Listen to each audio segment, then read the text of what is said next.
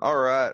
Welcome to another episode of Is This a Podcast? This is actually episode 3. And today I have with me one of my friends and fellow comedians, Buddy. He doesn't go by any other name but Buddy. People often say his what it's on Facebook, but it's not that. It's just Buddy. How you doing today, Buddy? I'm good. I'm good, and thank you for remembering that. Yeah, I hate correcting people, so I never do. But yeah, the ones who know that I fucking hate my middle and last names, my surnames as they were. Understandably so. I know my gamer tag people always mispronounce that, and I just don't correct them because it's not my actual name. And even if people did mispronounce my name, I don't care. I know what you're talking about. Anyway, but how it's basically going to work today, buddy, is I've prepared a list of topics that I'm going to ask you about, and on the list I have them numbered 1 through 6. I want to let you go ahead and pick one of those numbers, and I will give you said topic. Some of these I've asked other people. Some of them are kind of specific to you. So whatever you pick, I'm going to throw it at you, and then we're going to talk about it. Sounds good to me. Okay, pick a number. 1 and 6, 4. 4. All right. This is one that has actually been on every episode so far. And it is something that we've all made, and that is poor life choices. Oh goodness. Oh, man. That's what everybody always says. Oh.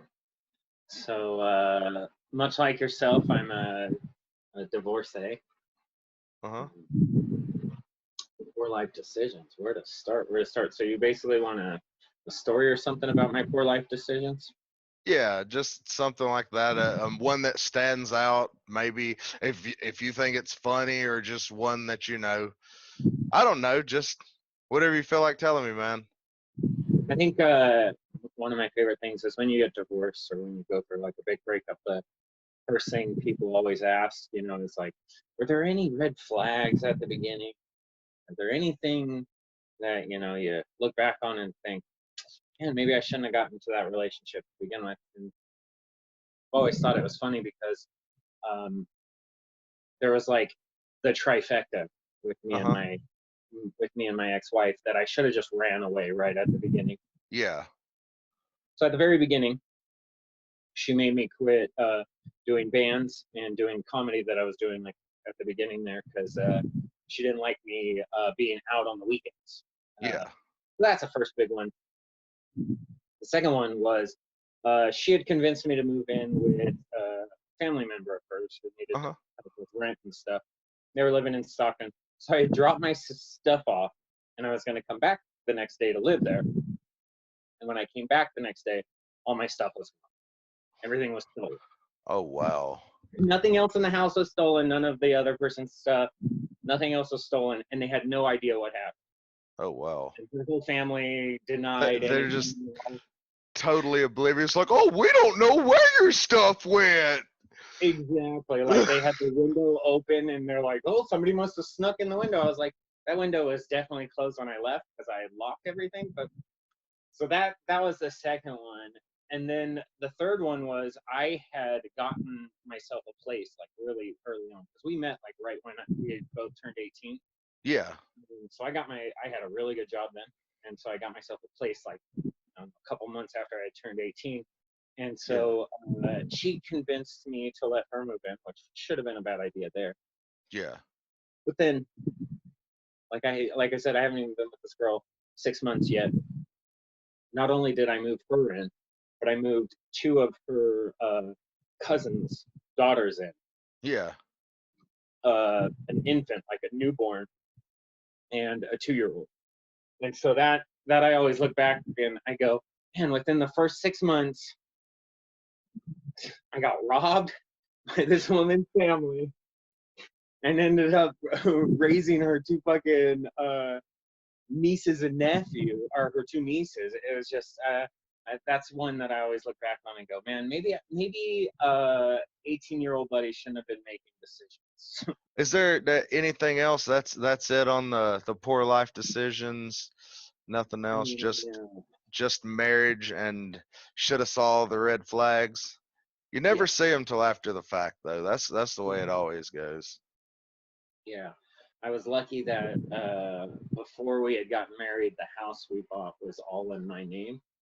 And so that was the only thing that came out of it was that I was Ah, able to not have to split that with her. that's good. Yeah. Yeah. Well, all right. Let's go ahead and move on to another topic. We've got poor life choices off the list. Now we've got one, two, three, five, and six left. Which number do you choose? Let's go with number 5. Number five. All right. This is something that you actually talked a little bit about yesterday in the park, but if you want to reiterate some of that stuff, you can. Yeah, but talking about music, Oh yeah. like like what type of music you like, obviously. I know you said you'd been in a band. I mean, maybe you could tell more about some of the bands you've been in, things like that. Ugh, I don't. Yeah. Yesterday was. Yeah, we talked about that yesterday in the book. But yeah. Other than being in bands, I've always been a fan of musicals. I think. I think you said you were a fan of musicals too. Yeah, But yeah, yeah. so like when I got into high school and stuff, like I did theater. Did some sports, but mostly I focused on theater. And then eventually I started getting into like musical theater and stuff. And so I I go to a lot of places, like a lot of theater stuff, Yeah. um, especially musicals and stuff. So I'm very obsessed with Uh-huh. musicals. Story wise, music wise, I would say. Actually, I will tell a pretty funny band story that I got. Um, Yeah. Okay. so back when I was in a band, I was like the last band I was in. I was the I was the oldest member of the band. I was like 24. I was Uh-huh. 24 and everyone was like about 18 or 19. Yeah. Uh, 2, I was at the time 350 pounds almost. Yeah. And that was like right as I was coming out of my divorce. Mm-hmm. So like I get this band together and we decide to go down to San Diego because we booked a gig. Yeah. It was just based off, all of the members had been members of other shitty bands before. So we go down to San Diego. We get like really fucked up that night, Yeah. all kinds of weird drugs and drinking all kinds of weird shit. And we have an all nighter. My younger brother was in the band at the time. And Yeah. so the next morning, we're walking around San Diego. And somehow we got uh, into this like group that they were doing at the San Diego Chargers football stadium. Yeah. And we're still a little drunk at this time. And I think at this time we were on shrooms. So like we're having a bad time in a group. Yeah. And my brother starts getting super belligerent and he takes his shoes off and he throws them onto the football field. Like we're walking around the stadium. He Yeah. chucks them on the football field, and as they're like, kicking us out and stuff like that, he spits on the cops, Oh wow. and then he calls. We had this old family story, but he ends up calling this cop. He's like, "Is your wife a cop sucker?" Ah! And so they ended up arresting him. But we Yeah. were, broke fucking band kids. I'm going through a divorce at the time, so we end up basically leaving my brother in San Diego Oh, shit. Oh, that's crazy, man. because he never got his shoes back. So he was without his shoes. So he had to bus back. Oh Shoes, wow. No shoes on. That's crazy. you know, So that's one of your 18 crazy years old. bands. He was One of 18 years old. I should have been the adult there, but I was like, you know what? No, I'm just gonna drive home. I drove everyone home. wow. Yeah, I had just some crazy.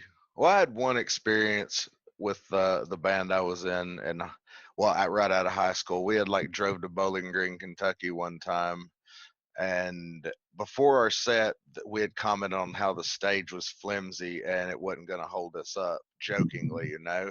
So we start our set. Second song into our set, our lead singer jumps up into the air and hits the stage and falls into it up to his freaking waist. Falls through the stage. Oh, He's God. like standing there looking like, what the fuck? And we just stop. We're like, what the hell? So we pull him back up out of the stage. You know, it's a fucking punk show. Fucking start the song all over and start playing again. We get like into the song a little bit, and the owner of the club comes up and pulls the plug and is like, get the fuck out. The fuck out of here. And we're like, what the fuck? So we drove all the way from Tennessee to Bowling Green, Kentucky, and didn't get paid for it. Got sent home because our lead singer, and our lead singer hurt his back too, but I don't think he ever did anything because the guy that owned the club was his friend apparently. Yeah, it's crazy. The end stories always, everyone has them. Oh yeah, even people that aren't Yeah. in bands have them. We went to a show and one of their friends got too drunk, or something always happens at a band show. Okay. Well, this next, let's move on. There's another topic that I was going to ask you about that you already really touched on with the previous one, and that's theater. I'm just going to pick this one for you. Let me know a little more about theater. I mean, I know you said you like musicals. Have you been in plays and productions and things like that? Oh, I do it all the time. Yeah. So when I was in high school, so I moved around a lot. Never lived with my mom and dad, so I moved around between aunts and uncles and grandma a lot. My grandma and grandpa basically raised me. But Yeah. in high school, I went through a couple of different high schools. Eventually landed in Galtai, Uh-huh. and that's where I met my teacher there, Jim Nunes, he was very young. It was his first year of teaching, and Yeah. so he was like a cool teacher. We did some plays back then. And then when I got out of high school, like I said, I got married and shit. Yeah. We didn't really get to do any plays because like she was totally against like me doing music. She was against comedy. She was against all of that stuff. So I just stopped doing it. And Yeah. then once we got divorced, I'm like at a taco truck one day, and he pulls up in his car. He's like, "Buddy, is that you?" And I'm like, "Yeah." And he's like, "Hey, I'm doing this thing at the school with some alumni. You should come hang out." So I went. I met a bunch of old friends that were there, Yeah. and he was like, we were doing a show that night for like charity or whatever, and so we all used to get high in high school, so they were like, "Hey, let's go get high." So we went and got high, and we were like we're adults now, so I'm like trying to not smell like weed as we go back to this charity thing. So as we're coming back, we see Yeah. him, and he can tell that we're all fucking high. And he goes, "You guys went off and got high without me?" I'm like, "What?" And so it kind of became this thing where we became best friends. Like Oh wow. we started hanging out again, me and my old friends that I hadn't seen since high school, and me Yeah. and him started becoming best friends. And a couple years ago, he actually passed away. Oh wow, And that sucks. yeah, it does. I was helping him teach some classes and stuff. It was real Yeah. fun to work with him. But then once he passed away, all of us ex-students got together and we started a theater group together. Okay, so there's a community in every facet of art. I'm sure there's a theater community as well. I'm assuming, right?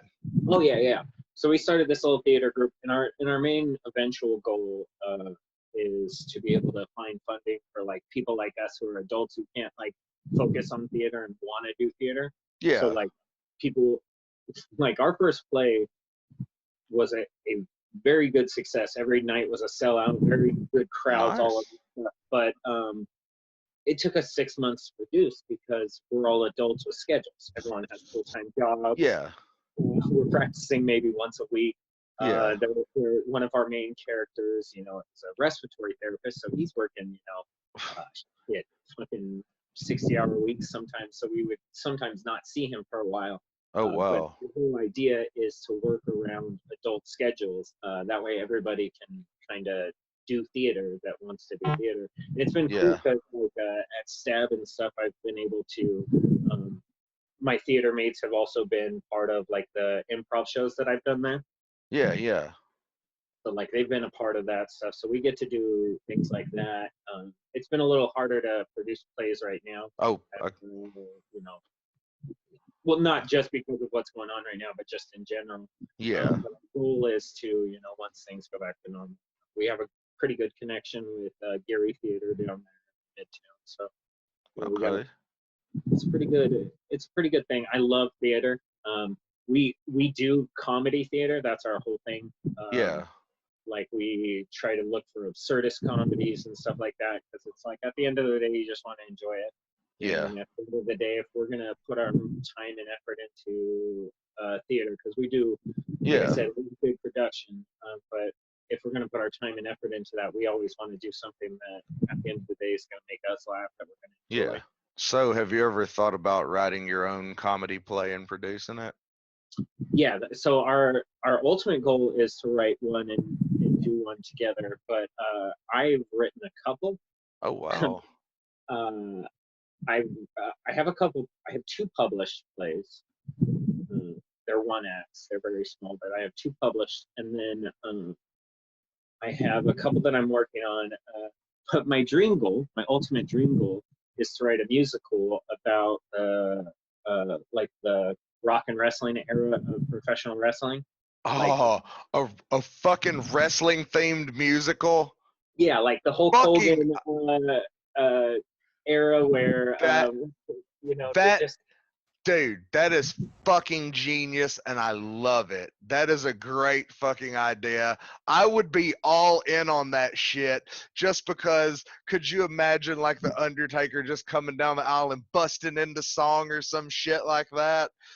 I mean, that's a good idea, but the whole idea is the rock and wrestling era was like that 1985 to like 87 era where it was like MTV and WWF kind of teamed together. And there was Hulk Oh, Hogan and Cyndi Lauper and Rowdy Piper and Mr. T and stuff like that. And just yeah. just the story of that first WrestleMania would be the whole idea. And one, I can't believe that movie hasn't been made, but two, it's perfectly made for a musical because you can use Cyndi Lauper's music, Uh-huh. obviously, she's a big part of it. Two, you could use like 80s hair metal music, which is always popular, Yeah. and it's right for a musical. So I tweeted it out like a couple months ago, and then all of a sudden I was like, you know what, I'm gonna start writing. So I've been like Yeah. stuck in this mode of writing that, and a lot of my time in quarantine has been like, I wonder, you know, what songs to use and you know what kind Yeah. of stuff to do. It That's They did a lot of WWF albums back then that had yeah, a lot yeah. of shitty music, and if that could be used, that would just be the perfect fucking musical. That would be cool. That's definitely sounds interesting. I never really knew that you were into theater. That's pretty cool though, man. Yeah. Yeah, I have my one of my tattoos. This one right here on my wrist. All of us in the theater company have the same tattoo. Oh, that's cool. It's So you're more tight knit with that community, or is it like pretty even between the theater community and the comedy community?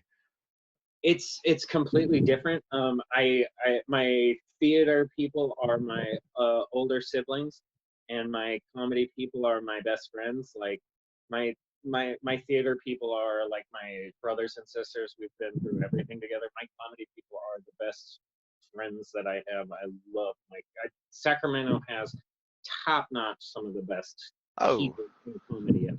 oh yeah, it's a very, very welcoming city for the most part. The scene is pretty good. But yeah, okay, we've went on theater. We have three more topics. One, two, or three, good sir. Let's go with one. One? All right. Well, one is high school. What was your high school experience like? I kind of led like because I went to three different high schools. I kind of led like three different lives. My first high school was this place called Linden, which was the tiniest community. Yeah. Um, like there was not many minorities there. And I had grown up in Stockton, so I was like, you know, around a lot of minorities. And then to move into this town, it was kind of weird to not be around that, to be around any culture other than like cowboy culture for a long time. And Yeah. then I was always an outcast there because I always wore black. I always had long, fucking looked like a dirty hair. I Yeah. remember, I remember one time this really hot girl pissed me off because she like put a marker on the back of my neck, and she was like, I don't think he showers, and if he showers, then Yeah. that marker will be gone. I was like, this bitch. So I like fucking went home and scrubbed it, and I was like mad. I was like, I don't want to go to school anymore. They think I'm dirty. No, Oh, just that's went down. And then I went to Manteca High, which is like a big city. Not big city, but it's a bigger city than I'm yeah. used to. And there I just got along with everybody. I really Uh, liked it, but it was short lived. And then I got to Galt, which was a literal mix of both. It was very country, but it was bigger than Linden, and there was minorities, and there was more people there. And so in Galt, it just kind of, my experience was I hung out with what is called the tree people. There is a mhm. big tree in the quad of the school there, and all Yeah. the weirdest people hang there.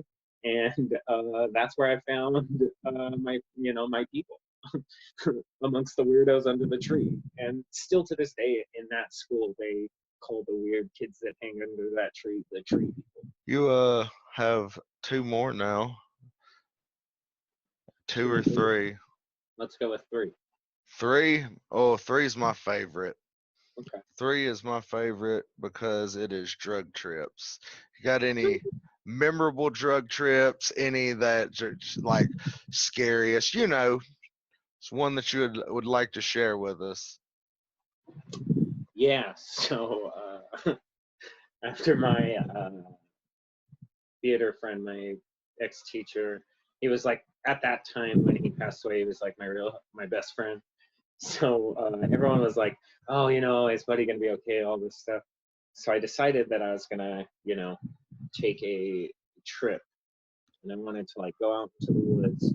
Yeah. And I wanted to just kind of find myself, because I'm like, how am I gonna handle this thing, he's gone or whatever. So I Yeah. go out on the weekend. And I'm like, okay, so I go to my favorite camping place, which is kind of like a city camping place almost. It's weird. It's a Caswell Park. It's a really shitty place, but there's a certain campsite that has a trail to its own beach. And Yeah. in mind, my personal trip needed that. So I go out there, and Friday night, I take my shrooms, and I'm trying to cook something. And that's all like the last thing I remember cognitively, Uh-huh. because the next thing I remember is it's daytime, and I'm still kind of tripping, Yeah. and I'm laying in this bush area, Oh wow. and I get up, and it's right next to the trail to the personal beach. Mhm. And I'm like, okay, so in that trail I see my small barbecue that I had brought, like I had dragged it down the trail for some reason or whatever. Like, Yeah. that's weird, whatever. So I start walking back to my camp, and pretty much my whole camp has been like torn apart. Whoa. And Like by a bear or something? yeah, I mean, I've been called a bear before, I guess. uh, So I guess what happened was I was in my tent, and I kind of remember afterwards a little bit it come back to me, but I guess I got really sweaty. uh-huh. Couldn't find my way out of my tent. It was like an idiot. I whipped myself in. So I pretty much hulked and ripped my way out of my tent, clawed and tore it all up. And in my uh, drug-induced brain, I thought, "Oh shit, sober buddy's gonna get really pissed that I tore up his tent. I got to get rid of the evidence." So I guess I just started dragging stuff down the trail to the personal beach and throwing it in the water. Oh wow. Throwing a tent in the water, like caught up against this tree that had fallen over in the river. My my sleeping bags in the water. I don't. I know pillow must have like floated down. A couple Oh of other wow. things, like my bag of clothes was on the beach. Hadn't thrown it in yet. And then the barbecue, and I guess somewhere in between going back and forth, I must have just passed out in the bushes. And to me, That's that's my favorite trip because I didn't find myself, and I just destroyed stuff. that's funny that you were like sober buddy's gonna be pissed. Let me hide the evidence. It's like, were you like confused when you got up in the morning? I mean, like, it's just like Oh yeah, that's hilarious, it dude. was one of those ones where things have to come back to you like a drunk night kind of thing. But Yeah, it's yeah, when it's a drugs night, you don't really believe the things that come back to your head because yeah. you're like, there's no way that happened. So you were totally all alone, nobody around at all, No, just yeah. you. My plan was to just go out there, be by myself. Like I had brought out color, one of those coloring books that have the curse words in it. My Yeah, plan was to get high off shrooms, like really fucked up. I took a lot. I don't even remember, but I took a lot. And my plan was to just like live in that tent for the weekend and kind of like color. I had coloring stuff. I had food. I was yeah. like, this is just going to be me finding myself and relaxing and, all the sad stuff that's going on. I did not Yeah. find myself. I ended up, even though I had paid for the 2 nights, there was no way I could stay that Saturday night. So I ended up like having a couple of friends come out and like drink uh, Yeah. my campsite, and then we just like left that night because it was like there's no fucking I'm not sleeping where there's no tent. I've destroyed the tent. My sleeping bag's gone. My pillow's gone. So at that point, I was just like, yeah, don't need it. You know. That's an interesting trip. Definitely. Definitely never I've never went and tripped out in nature like that. The closest I've went is like sitting by the river. But I definitely like to go out into nature, like deep in the woods and just I see want to what take that's like. ayahuasca out in the woods with somebody who has done it before, who will take care of me. Obviously, I know now not to go by myself just because I think I know how Oh, I if handle them. especially if you've did a lot, because the I think the most I've ever took mushroom wise is an eighth, and I almost freaked out. I had to call one of my friends and they had to talk me through my trip. If it had been for them, I don't know what stupid stuff I would have done, but yeah, I had to like have that connection back to reality to not lose myself. We have one more topic now. I'm not going to make you pick it because it's the last topic, obviously. Uh, what are some of your favorite movies, TV shows, things like that? What genres, things like that are you into? Your like favorite types, like as far as movies and TV, books even too. Yeah, I love so the books I love to read. I love to read novels, but I love to read novels from movies. Uh So like huh. the movie will come out and people are like, "Oh, the book's better." That's the book that I'll read. So like I read the Jurassic Park because as a kid, Jurassic Park was my shit. Uh huh. So I read the Jurassic Park books, and it almost like as a kid, I was like, "Well, now I hate the Jurassic Park movies because these books are so Yeah. gory and violent and awesome."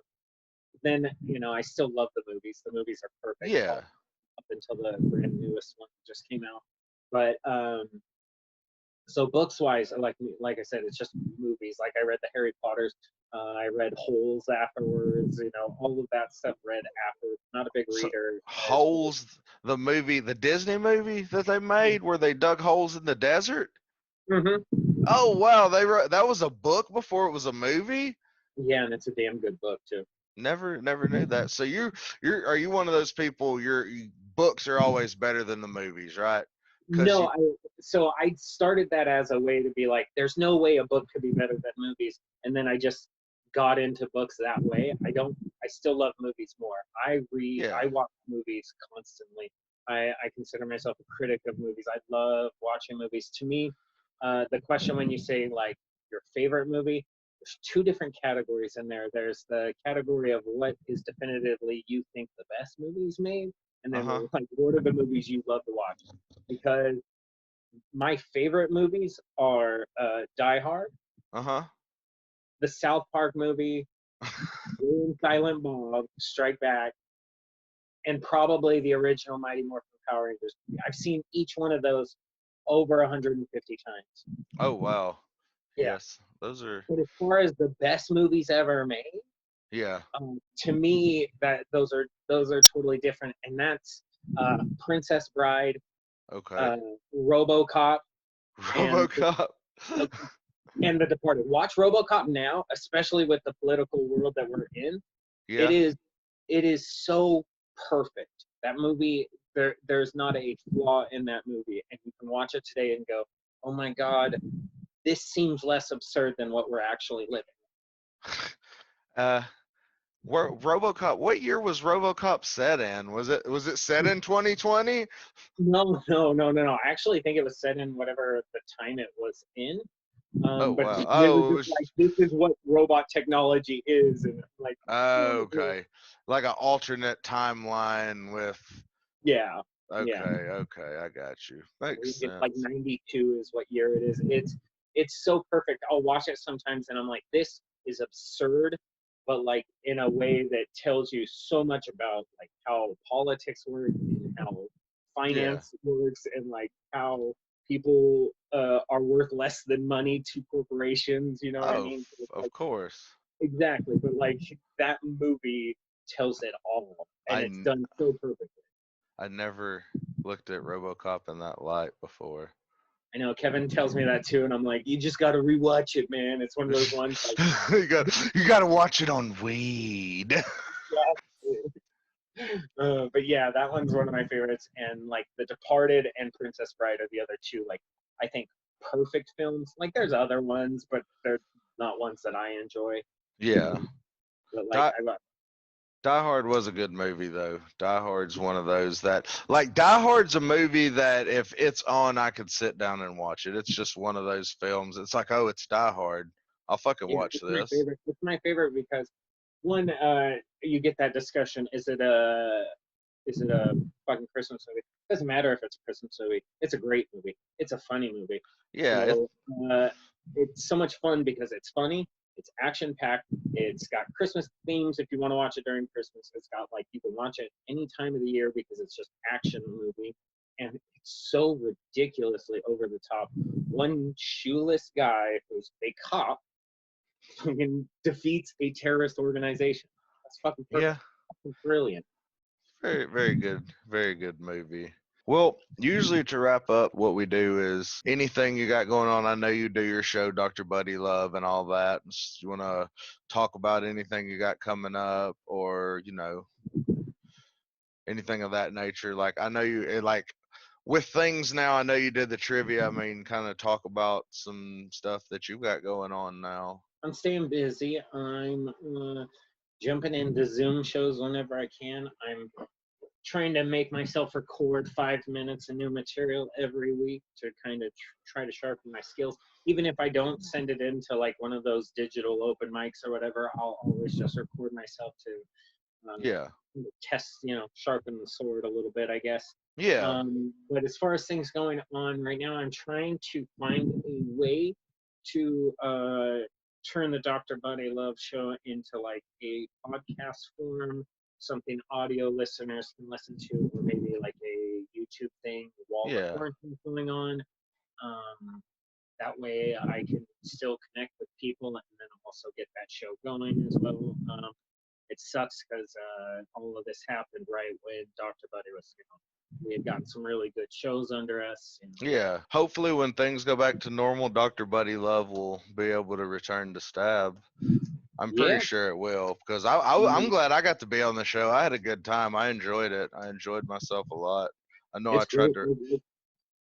It's great. It's adults talking about sex like it's not a big deal, in which as adults we should be able to talk about sex like it's not a big fucking deal. So I like that. And you were a big fun guest on there. A lot of people were worried, what yours was going to be about, but your jokes were really clever. And then the kind Yeah, of I had for our questions afterwards, I thought would be really clever just because, you're very funny. And yeah. so I think it worked out.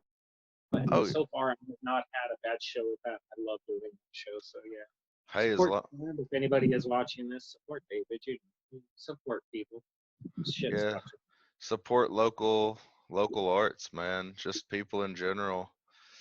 But yeah, I mean, I guess that'll wrap it up for today, man. I thank you for coming on and telling me a little bit about these topics that I've asked you about. It's a good time. Thanks for thanks for being on the show, man. I appreciate it. All right, thanks for having me, man. All right, I'm gonna. Thanks for watching, guys. If you liked the video, go ahead and subscribe to my channel. If you'd like to watch me play video games, you can go ahead and check out my Twitch, The Southern Reject. I also have a gaming page on Facebook. It's Southern Reject Gaming. And check me out on Instagram at The Southern Reject. Thanks again for watching and have a good day.